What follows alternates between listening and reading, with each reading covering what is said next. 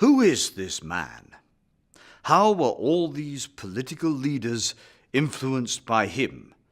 And how was the way the world works today transformed by him? In 1776, Adam Smith, a Scottish economist and philosopher, published a book called The Wealth of Nations. Remarkably, more than 200 years later, this book is still one of the biggest influences on the way we do business today. In his book, Smith came up with three major and very modern ideas: the division of labour, self-interest, and free trade.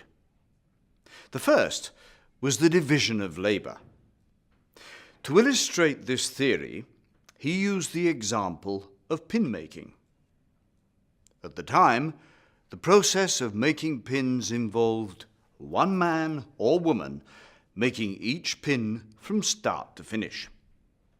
Smith suggested instead that the labour be divided between 5 different people, each of them completing one small part of the process. With this division of labour, Smith calculated that productivity could be increased by 240 times. Consequently, the division of labour was a precursor to today's mass production and assembly lines that are used in modern manufacturing worldwide. Smith's second idea was the pursuit of self-interest. He believed that self-interest could be a powerful economic force. To highlight this, he writes of a butcher, a baker, and a brewer. Smith pointed out that each of these individuals were in business not to help each other, but to help themselves.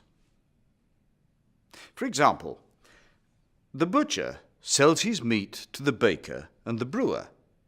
He makes a profit, and therefore spends some of this money in the shops of the baker and the brewer.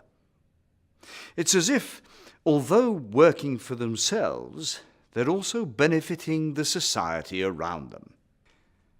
Smith believed that due in part to this self-interest, prices would regulate themselves. Look at it this way. If the butcher overcharges the baker and the brewer, they won't come back to his shop. So it's in his own self-interest to be honest and charge a fair price.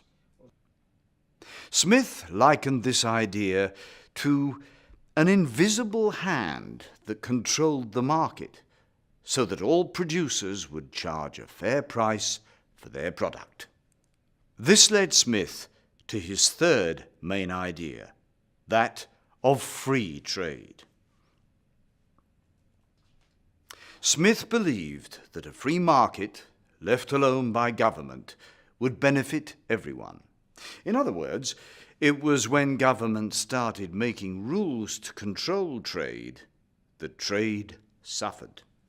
Critics of a free market, however, argue that if people do business in a world with no rules, their self-interest encourages them to act unwisely or dishonestly, and this can lead to a market crash, such as that of 2008.